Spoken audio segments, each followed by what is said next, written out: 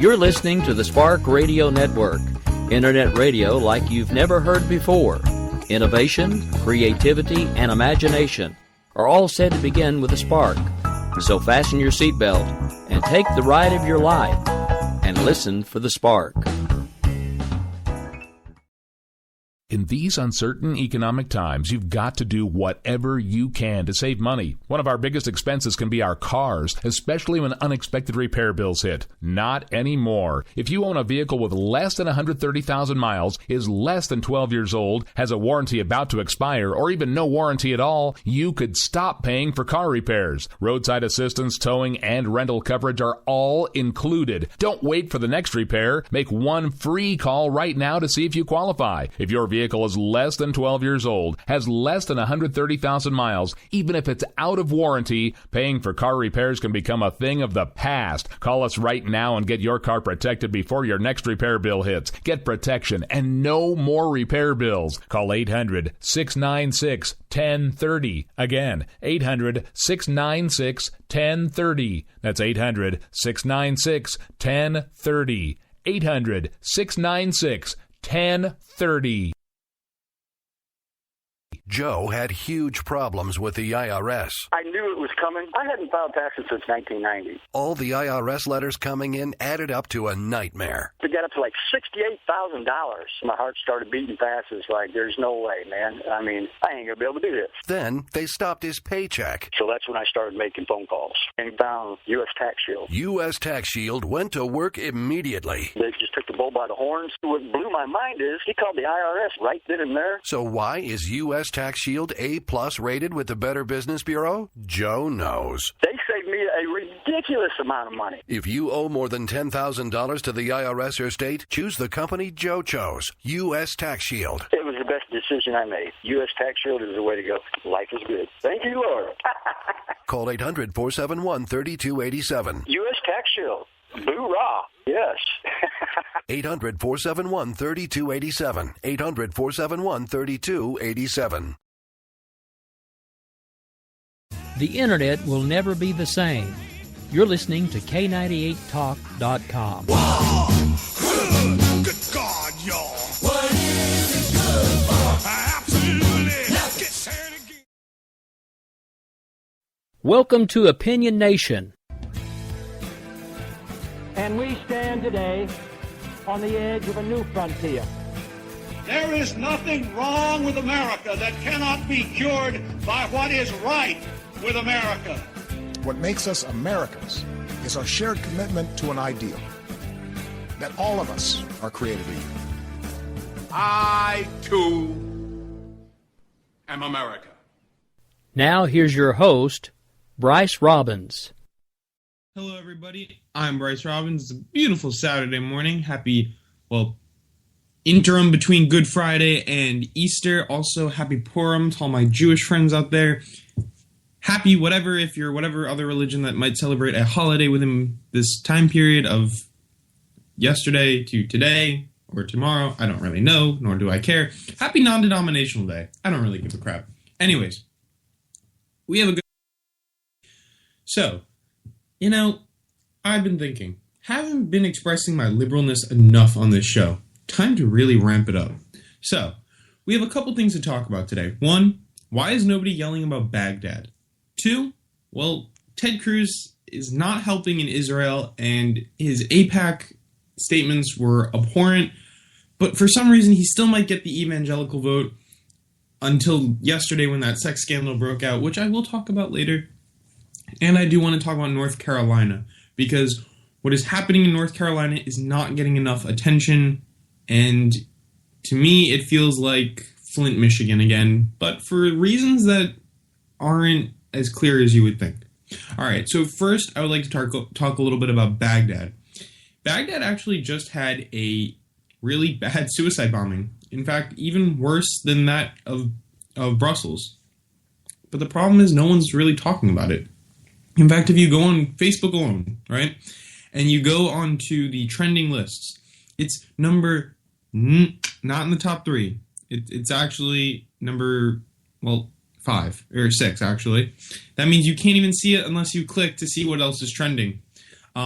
And what's also right below it is kind of scary.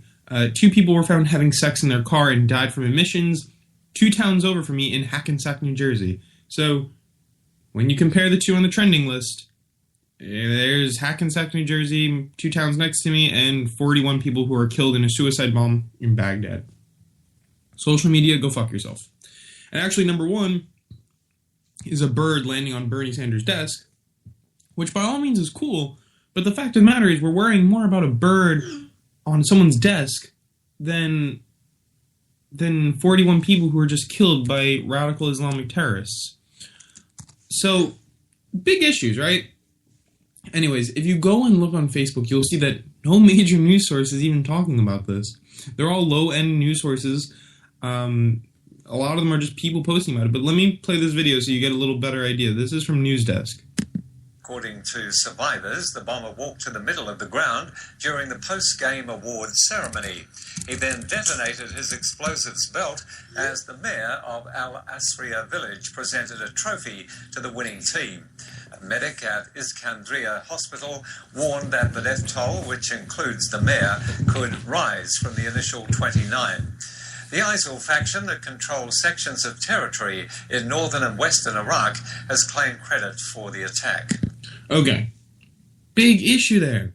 There's a soccer tournament, they're handing away the winning trophy, and an asshole blows himself up, killing 41 people. And where is this on the news? Where is this on Facebook? Why are people not changing their Facebook profiles to the Iraqi colors? I mean, it's amazing that nobody is standing up and saying, hey, what about these guys?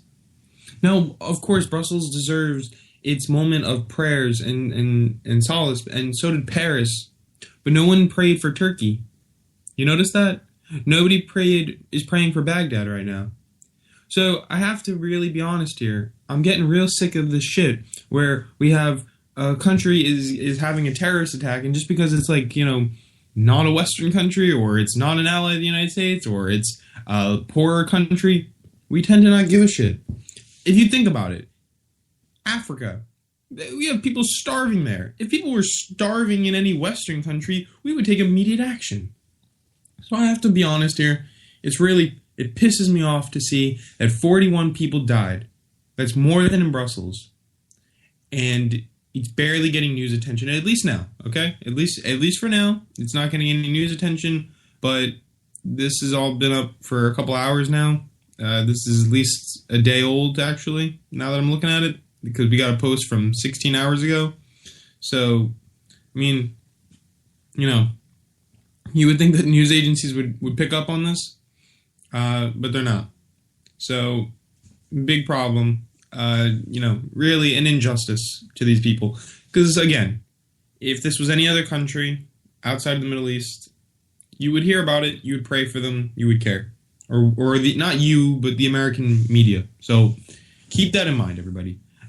Pray for Baghdad, pray for those people, because just because you're different doesn't mean, you know, I mean, it's ridiculous to assume that all these people are ISIS synthesizers. They were watching a fucking soccer game, and they're blown to shit because of some radical nutcase who should have been killed. Plain and simple. Alright, so I kind of want to go from grimy topic to better topic. Ben Affleck is in the new Batman vs. Superman. Now, I haven't seen it yet, okay? And from what I hear, I shouldn't go see it. I heard it's a fuck-awful movie, and it is a disappointment that DC will never be able to compete with Marvel, but apparently this clip is really funny. I've watched it. It's pretty funny. You gotta have to look at his face, but you can also tell in his voice. Ben Affleck is sad Affleck. So, here we go. Since reviews for the film have come out, and I don't know if you've had a chance to have a look at them, or like your response to those, or... No, what are they saying? Well, it's been getting a mixed response.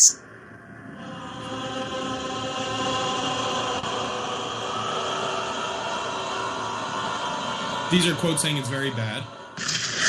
It got 31% on Rotten Tomatoes, which is out of 100. I just wondered whether how that makes you guys feel, and whether it will even affect the film as such. Well, the interesting thing is that...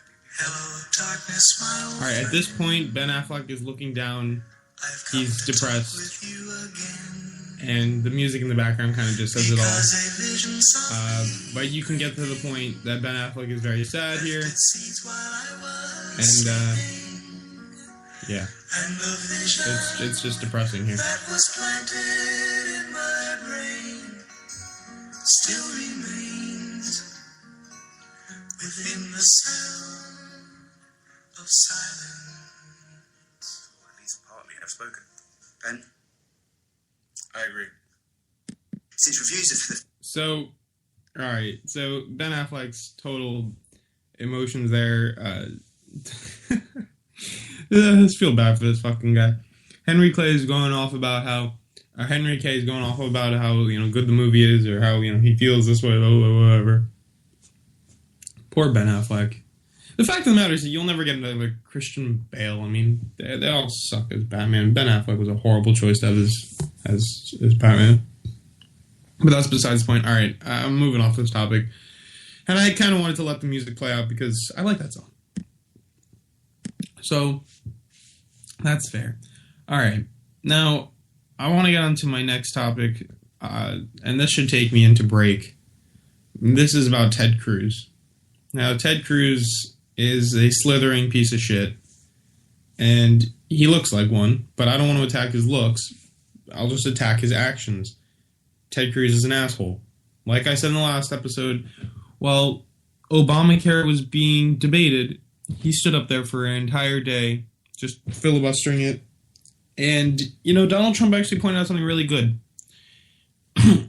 After standing on the Senate floor for a day, saying why Obamacare shouldn't be in place, and then reading Green Eggs and Ham on the Senate floor to stall for time, he still didn't get anything done. Just wasted time. The American people's time. But that's not what I'm talking about right now. What I'm talking about is what he said at AIPAC, the American-Israeli PAC, or whatever it's called.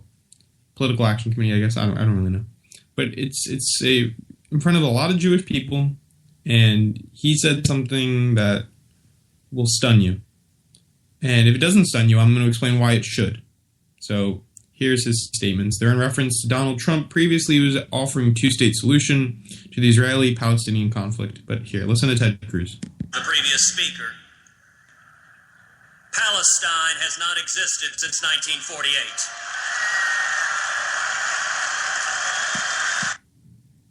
I want to play that again.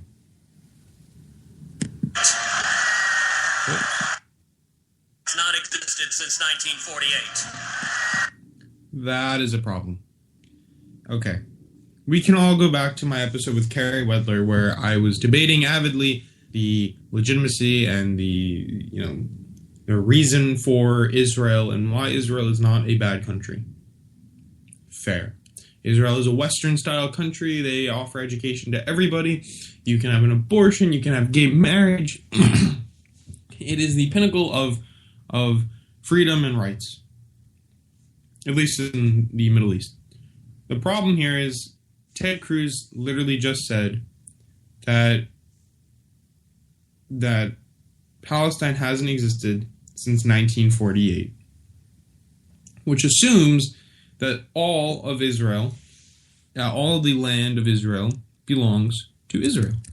But if you look at how Israel is shaped, no, that is not true. And in the 1948 agreement, land was divvied up in the Gaza Strip and in the West Bank for the Palestinian people.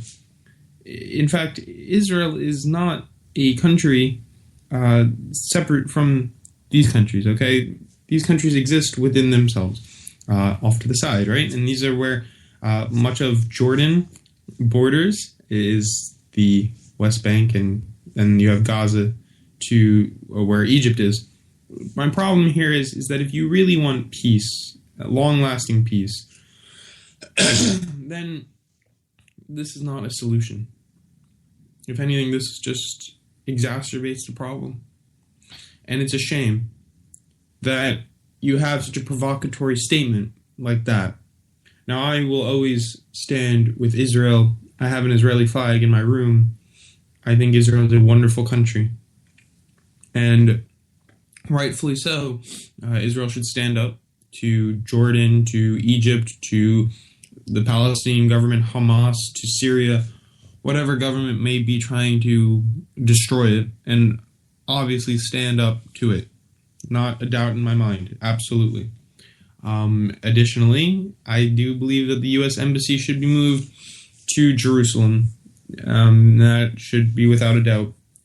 But here's the issue that I'm coming to. When you are fighting for the legitimacy of your own country, Israel, it's not mature to thus delegitimize the other people who are there. And that is my biggest fear here, is that what he just did. They want to say that Israel's not real. Who are you to say that Palestine is not real? What, the people aren't real? The people who live in Palestine are fake? They don't exist? What does it mean? I mean, how can you say such a thing? No, we don't have to agree and see eye to eye. Their government is made of terrorists and, murderers and killers, and I would not deny that. But the problem here is that there is a flag, the Palestinian flag, and I can identify it. I hope many of you can, because it's a real flag. It exists. There's no West Bank flag, there's no Gaza flag. There's a Palestinian flag. And while their government might be under the control of some sick bastards, those people still exist. And what that means is that we should be fighting for them to live the same type of life that we live. Now, I'm not suggesting we start nation building, because we're not so great at that. What I am suggesting is you oppose terrorism, not a people. Because all too often we do that and we make a big mistake. We go after the people, not the problem. The problem is not the Palestinian people. Unfortunately, their school systems and their culture has taught them hate towards the West and towards Israel. But the fact of the matter is that the enemy is Hamas. And so long as you delegitimize the people of Palestine, you will make no progress, because they will do the same thing to you.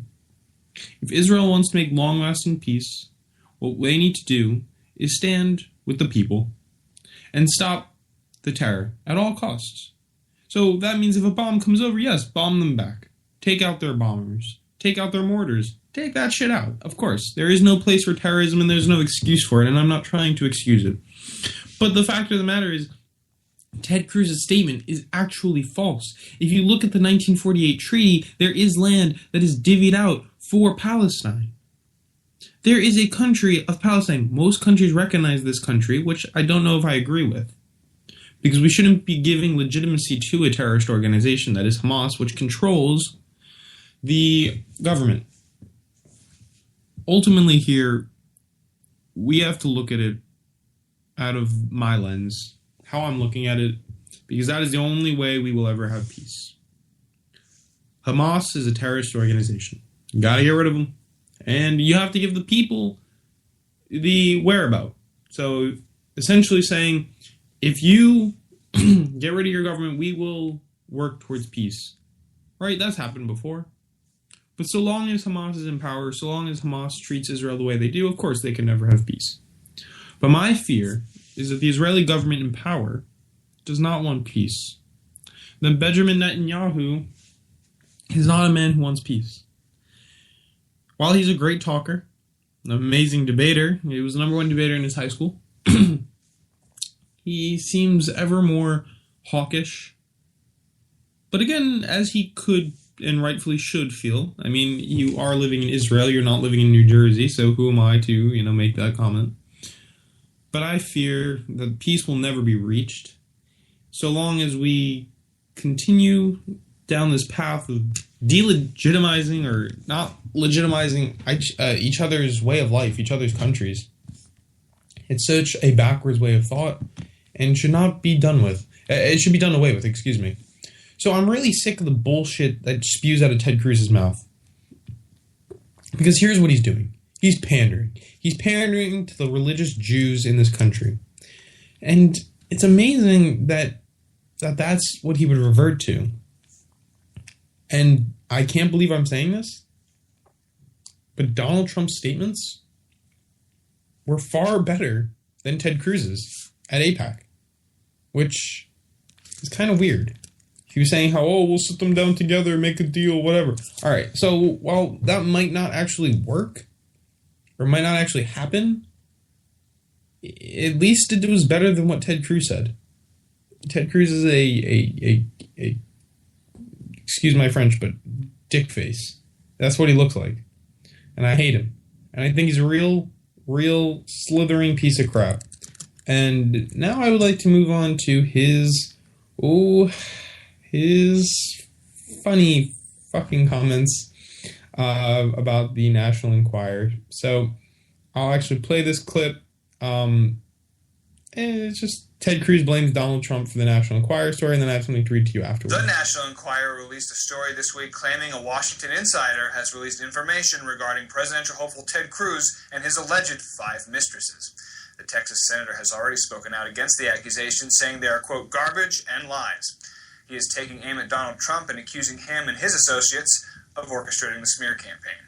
Recently, Cruz and Trump have been fighting over involving their spouses in their campaigns, with an anti-Trump super PAC releasing ads in Utah last week targeting Mormons with a picture of Trump's wife posing mostly nude. Ted Cruz and his camp deny involvement in the ad, while Donald Trump and his camp deny involvement in the National Enquirer story.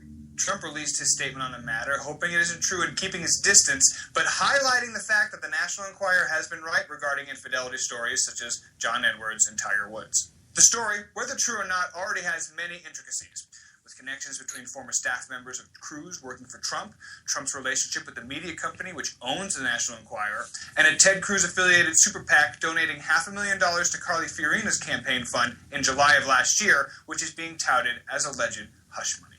For Sequence Media News, thanks for watching. So, already you can see that there's a million channels that we could go with this.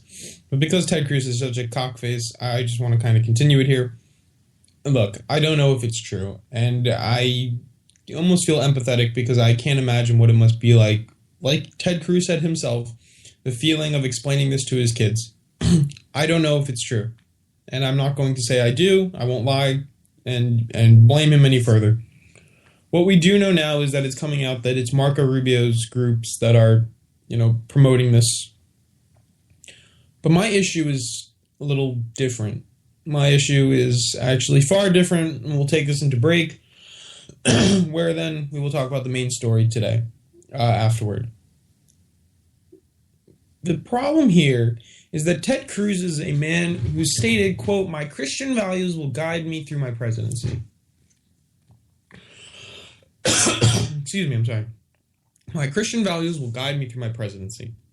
So what that means is that he is, has conviction in his faith, and that he is the strong Christian man who's going to use his Christianity and his faithfulness to God as his blah, blah, blah guiding force, whatever.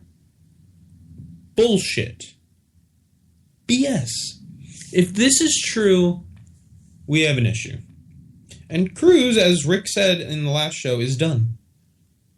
He sold the American people, the evangelicals, on his stark, clean Christian record. But at the end of the day, he might be blowing smoke. Think about it this way. Ted Cruz has stood up and been anti-gay. He's been anti-Muslim. He's been He has been anti almost anything that you can think. Anything you can think at any level, basically. So I actually want to play for you something that's kind of interesting, and it's almost kind of odd. Ted Cruz is at an anti-gay rally, okay? And I just want you to hear this. Yes, Leviticus 20:13 calls for the man you're hearing right now, homosexuals. America needs time to repent. The man you're hearing right now has endorsed Ted Cruz, and Ted Cruz has welcome Senator Ted Cruz. Welcomed it. Any president who doesn't begin every day on his knees isn't fit to be commander-in-chief of this country. Death penalty for homosexuals. Yes! Let me just play this again so you understand fully what is happening. This is Kevin Swanson, okay? And he is a, well, lunatic, as you're about to hear, calling for the death penalty of homosexuals. A bizarre motherfucker. He is about to introduce, at the same rally, then Senator Ted Cruz, now presidential candidate, to the stage. Keep in mind, Mr. Swanson, I don't even want to give him the term Mr., it shows too much respect, is holding a Bible in his hand, the King James Bible, and saying, this is what it says in the Bible. So, just listen. Leviticus 20:13 calls for the death penalty for homosexuals. America needs time to repent! Now, my friends, let me introduce to you the next candidate for the office of President of the United States. Folks, please make welcome Senator Ted Cruz. Any president who doesn't begin every day on his knees isn't fit to be commander-in-chief of this country. Death penalty for homosexuals. Okay, so kind of funny if you're as sick and twisted as I think Rick and I are. Every day you should start on your knees. Oh, I wonder what he's doing on his knees, but that's beside the point. Anyways, let's not forget in a different book, actually, in Exodus 20:14, it says, "Thou shalt not commit adultery." It's one of the 10 Commandments. So, you know, if we're going to start stoning the gays, killing the gays, well, goddamn. Seems like you're not very faithful. You just broke one of the 10 Commandments, my friend. And to me, it is wicked that Ted Cruz would even accept to be on the same stage as this bizarre motherfucker, like I said before. I mean, literally crazy, man. The Ted Cruz was introduced by Kevin Swanson, this awful pastor, terrible human being. And he is not preaching love or acceptance, but bigotry and hatred. And Ted Cruz accepted that. Now, I can't even get you started on how unchristian some of the things Ted Cruz has done. I mean, if you think about it, it's just unbelievable. If you think about how if you ever read any, literature or scripture, I don't think Jesus was a man who would promote this type of behavior on any level. So let me just play this clip at Ted Cruz after nearly a 21-hour filibuster on his anti-Obamacare raid back in 2013. Some very liberal Senate rules on filibuster. You have to be a real geek to know about these rules and why it is he's allowed to be doing what he's doing, running down a clock. Technically, this is not a filibuster at all. We're going to get to that in just a moment. But first, I want you to hear a sampling of this man, Ted Cruz, what he has to say, and then try to figure out as he's saying it, why he's saying it. I will credit my father. He invented, this wasn't for the restaurant, but he did it anyway. He invented green eggs and ham. Some time ago, I tweeted a speech that Ashton Kutcher gave. Now, number one, just as a consumer, I'm a big fan of eating White Castle burgers. I don't believe there's been a day on this Senate floor that I haven't worn my argument boots. I took the coward's way out. And so went and purchased some black tennis shoes. So I am not in my argument boots. I want to take the opportunity to read 2 bedtime stories to my girls. I do so like green eggs and ham. Thank you, Sam I am. So I want to point out just a few words of wisdom from Duck Dynasty. You put 5 rednecks on a mower, it's going to be epic. Redneck rule number 1. Most things can be fixed with duct tape and extension cord. Surprise, surprise. Ted Cruz is quoting another racist bigot from Duck Dynasty. So, holy shit, they're all connected. Now, let me just emphasize this point. He is literally going on a talkathon to kill Obamacare. And every day you will hear him say, we need to repeal Obamacare. Day one, I will repeal Obamacare, blah, blah, blah, blah, blah. Look, let me tell you a personal story, okay? One of my sisters was born prematurely, okay? 6 months. Had my parents not had health care, that's a $250,000 bill. Tell me how the mother from Harlem is paying for that. Tell me how the hardworking single mom from Newark, New Jersey, who works 2 jobs, is paying for that. Oh, and then they're also supposed to keep a good home and ensure that, their kids do their homework and that, that they get to all their after-school programs and they get to go to, art class and music class. Yeah, they all have time for that because that's how it works. That's how the real world works, right? And then they drive their daughters to cheerleading and to all these wonderful after-school programs after they just got home from their beautiful, cracking, broken-down schools. So my problem here is that it's impossible.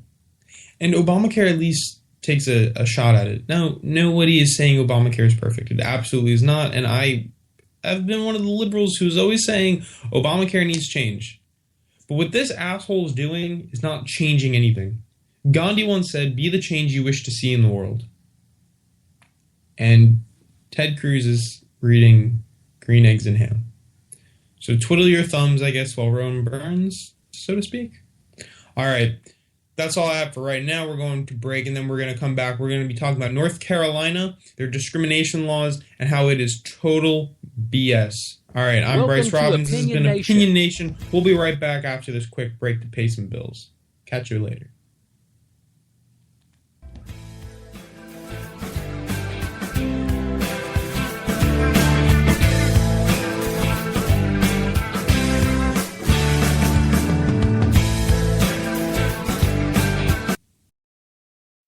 If you want to work until you keel over, have less of everything in retirement, or give back more of your hard-earned money to the stock market again, then just ignore me. But if you'd like to protect the money you save, receive a steady, predictable retirement income, and enjoy financial security for as long as you live, then listen to this. You can download a free report that reveals the wealth-building secrets Wall Street and the banks don't want you to know. You'll learn how you can get guaranteed growth, safety, and real prosperity without risking your money in the Wall Street casino, and how to get the money you need when you need it, simply by asking for it. This is the best way to have a 100% secure retirement and know your money will last as long as you do. To learn more about this method and to get your free report, go to 29security.com. That's the number 29security.com. 29security.com. Go to 29security.com.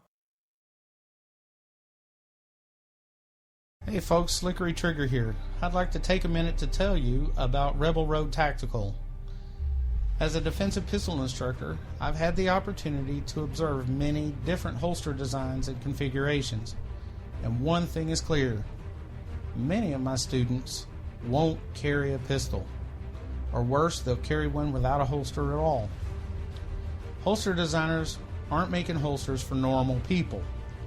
It seems that most holsters are either an expensive piece of gear designed for Rambo or a piece that doesn't fit or function the way real people need it to fit and function. So, like any good Texan, I decided to learn to form kydex and design one myself, one that would fit the needs of average people.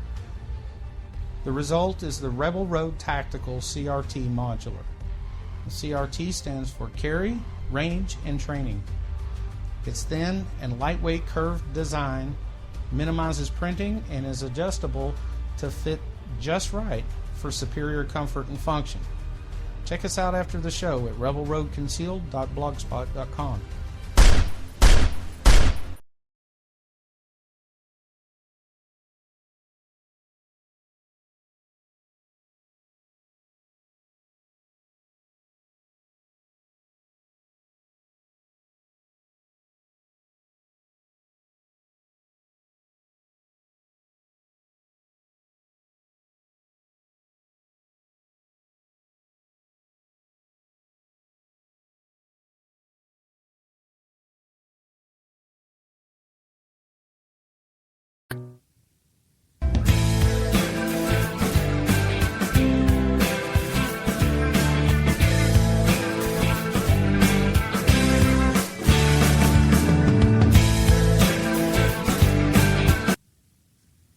Hello, everybody. Welcome back. I'm Bryce Robbins. This is Opinion Nation. Now, we are going to talk about another douchebag. Well, let's have his ad play. Carolina's working again. Unemployment is down from our mountains to the coast. Families are paying less in taxes. We've helped seniors with medical bills. We've raised teacher pay. There's still work to do, but we have a Carolina comeback for sure. We just don't always get the respect we've earned. Well, there is one solution. Keep pounding, Panthers, and have a super day. Okay. That is Pat McCrory. He is the governor of North Carolina, and he is a piece of duty. He is a dung. He is an asshole. He's like a hemorrhoid, okay? He's a pain in someone's ass. And you actually watch the ad. One of his children isn't even paying attention, and the other one looks like he's about to eat the floor. But anyways, Pat McCrory is the, sweater-wearing, Christian, all-American guy. And he's just a darn dickweed. Like a real asshole. Let me explain why. Pat McCrory is the current governor of North Carolina. Now, let me be very clear here. North Carolina is doing wonderful. They have, Apple. They have all the Facebook. They have all these companies that are locating there. I think they have Cisco. The NBA is going to have the next All-Star game there. Let's be honest. North Carolina is doing very well in respect to its economy. So the capital, or not the capital, but the city of Charlotte, North Carolina, said that they were going to have a law passed, an ordinance that prohibited discrimination because of your sexuality, because of race, because of anything. An anti-discrimination bill that encompassed almost everything. It was said to be the strongest anti-discrimination bill in the country. But you know who said no to that? North Carolina's state government. In fact, they ran all the way back to North Carolina's, to the North Carolina Senate chambers and Assembly chambers and had an emergency meeting. In fact, they cut a break short just to ensure that this bill would be taken away because apparently state government supersedes the town's government. So kind of like how the federal government supersedes the state supersedes the locality, the municipality. And that's what happened. So the liberal city of Charlotte, which near unanimously, or not quite unanimously, but 7-4, those 4, by the way, were considering abstention, so that's why I almost said unanimously, but not really. All right, I'll give it honesty, 7-4, passed this ordinance. So we want the people's representation, right? That's what, Thomas Jefferson wanted. Right? A government of the local people to govern themselves. He didn't want an authoritarian state or an authoritarian federal government dictating what the people's lives were going to be like. The issue here is that the state government clearly overstepped its boundaries. And now went to the state chambers and said, all right, let's vote on this. Let's vote on this bill. Let's try to get rid of it.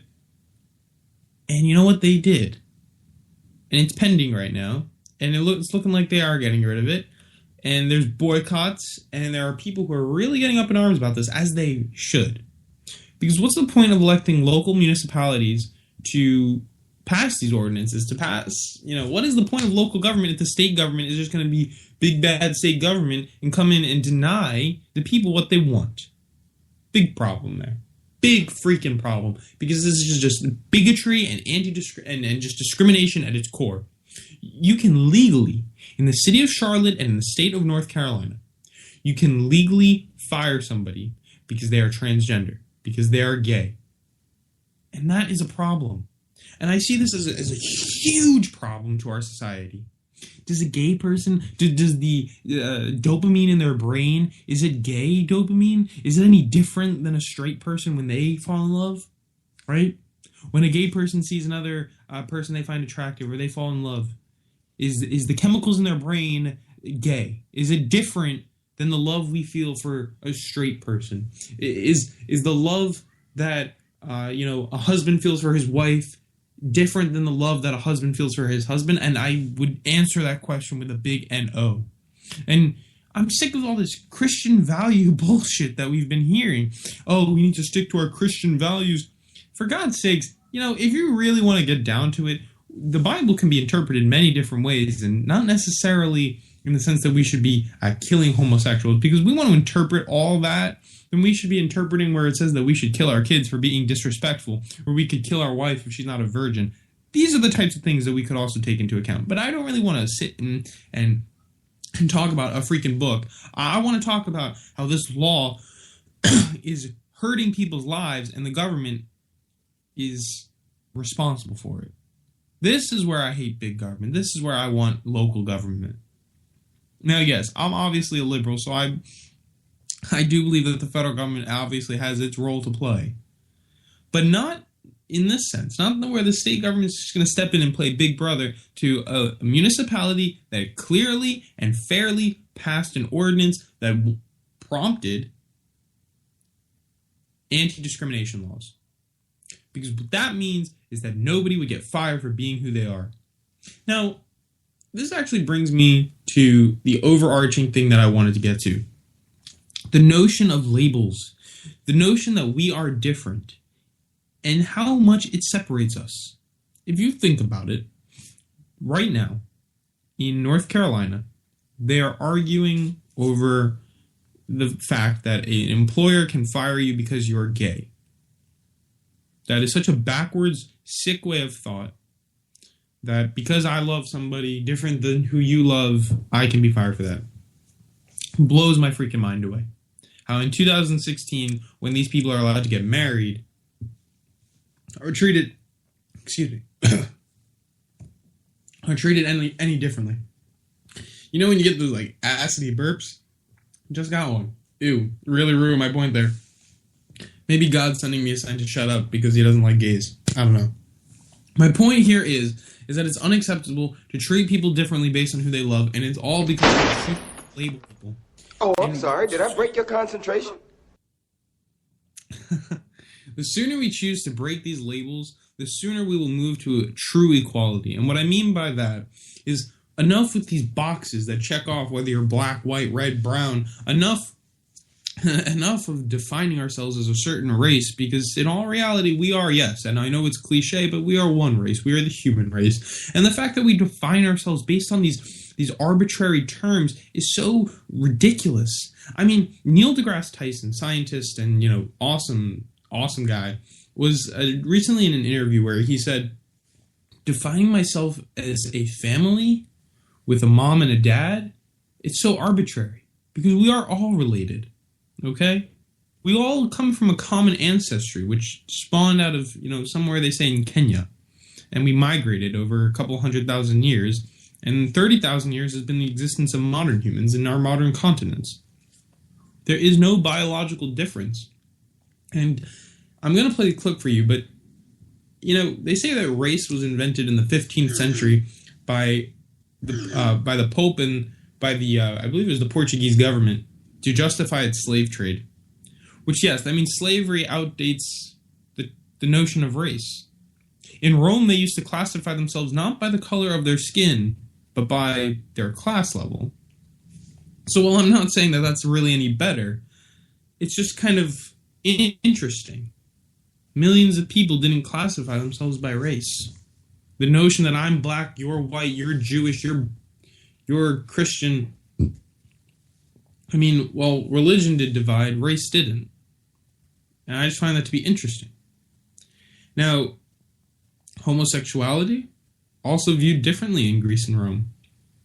And now, all of a sudden, in our modern era, I can fire you because you're gay. And that's wrong. That is so damn wrong. Do you, use your hands any differently than I do when putting things together? Do you stamp things differently? Do you build things differently? Do you screw things in differently? See what I did there? I mean, maybe screw differently, but, you don't do many other things differently. But the fact of the matter is, again, just blatant discrimination in this country should be done away with, and we should have an equal rights amendment that secures equal rights for every man, woman, and child, regardless of your sexuality, your sexual orientation, your gender, your, skin color. I don't really give a shit, because we're all the same. Men and women, boys and girls, seniors. I don't care what your background is, if you're Muslim, if you're Jewish, if you're Christian, if you are a whatever, you're the same. So I think we should also, think about that. So now I'm going to play a little clip for you.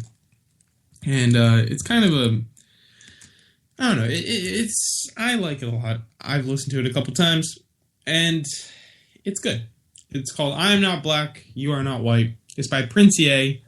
I played him before on the show, and I'll play him again. So it's not that long, but I want you to listen to it. And if you ever get the chance, just look up the video. I'm Not Black, You Are Not White. It's by Prince EA, capital E, letter A. Very simple. It's got several million views on YouTube. So here, why don't we listen, all right? I am not black. I mean, that's what the world calls me, but it's not me. I didn't come out of my mother's womb saying, hey, everybody, I'm black. No, I was taught to be black. And you were taught to call me that, along with whatever you call yourself. It's just a label. See, from birth, the world force feeds us these labels. And eventually, we all swallow them. We digest and accept the labels, never, ever doubting them. But there's one problem. Labels are not you, and labels are not me. Labels are just labels. But who we truly are is not skin deep. See, when I drive my car, no one would ever confuse the car for me. Well, when I drive my body, why do you confuse me for my body? It's my body. Get it? Not me. Let me break it down. See, our bodies are just cars that we operate and drive around. The dealership we call society decided to label mine the black edition, yours the Irish or white edition. And with no money down, 0% APR, and no test drive, we were forced to own these cars for the rest of our lives. Forgive me, but I fail to see the logic or pride in defining myself or judging another by the cars we drive. Because who we truly are is found inside. Listen, I'm not here to tell you how science has concluded that genetically we're all mixed and race in the human species doesn't exist, or how every historian knows that race was invented in the 15th century to divide people from each other and it has worked perfectly. No, I'm not here to lecture. I just want to ask one question. Who would you be if the world never gave you a label? Never gave you a box to check? Would you be white, black, Mexican, Asian, Native American, Middle Eastern, Indian? No. We would be one. We would be together. No longer living in the era of calling human beings black people or white people. These labels that will forever blind us from seeing a person for who they are, but instead seeing them through the judgmental, prejudicial, artificial filters of who we think they are. And when you let an artificial label define yourself, then my friend, you have chosen smallness over greatness and minimized yourself, confined and divided yourself from others.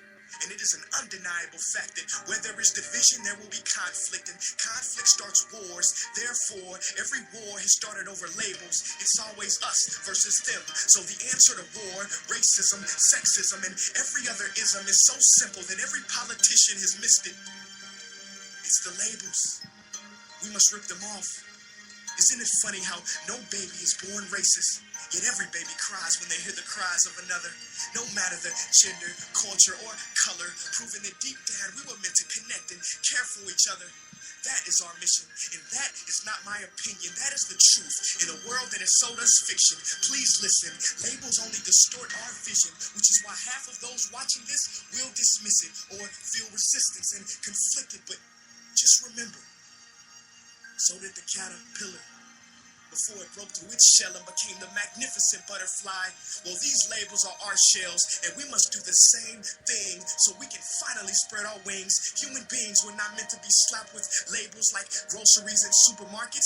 DNA cannot be regulated by the FDA. We were meant to be free, and only until we remove them all and stop living and thinking so small will we be free to see ourselves and each other for who we truly are. I think I proved my point. So that's Prince EA. He raps about, issues in society. And, you know what? Fuck yeah. I'm sick of the rhetoric that gay people are different, that black people are different, that transgender people are different. You know what? At one point or another, they were saying that blacks couldn't fly planes in the military because this little nick in their brain made them too stupid to comprehend how you could fly a piece of machinery in the air. So therefore, we banned African Americans from using planes in the military. And you know what? That's when the Tuskegee Airmen proved them wrong. So we've been saying that the gays and the transgenders are different. Well, you know what? They're not. They're not. And if anybody feels the need to fire somebody because of their sexual orientation or their desire in life, you are an asshole. And, I've always gone back and forth with Rick about the idea of choosing not to serve somebody at a restaurant or at a bakery or whatever. And that's just wrong. There was a situation, it was actually on Tosh.0, but it was also in the news a couple years ago. It was called Big Earl's. It was a diner. And they told this gay couple after leaving the restaurant, we don't serve fags here. Well, substitute fags with blacks, and everybody would be up in arms. So where is their justice? And I'm sick of this crap, and our generation, my generation, should be the one to change it. Our generation should be the one that fixes the issue, that saves our people, that fixes our country, and brings true equality to we the people. Because if we don't, then what will America really be? We will be a country of lies. And that is the biggest problem here, is that we're sold on the notion that all men are created equal, but at the end of the day, are we really equal? Do humans really treat each other equally today? No, we don't. It's, I am white, you are Muslim, you are from Asia, you are from here, you are with a man, you are not a man, you are a woman, why are you looking like a man? All of this crap, when at the end of the day, there should not be such thing as homosexuality, heterosexuality, black, white. There should just be people. There should just be love. There should just be faith. So I leave you on this note that I'm sick of the way today is. And I encourage everybody listening, if you are a Christian and preach Christian values, then actually follow through with those Christian values, i.e. Ted Cruz. And if you see discrimination, stand up to it, no matter what it is, no matter what form it comes in, whether it is black people being discriminated against, Jewish people, Asian people, homosexuals. And maybe we can remove the labels one day when we all stop discriminating. I'm Bryce Robbins. This is Opinion Nation. We'll be back next week with another great episode. Until then, have a good day.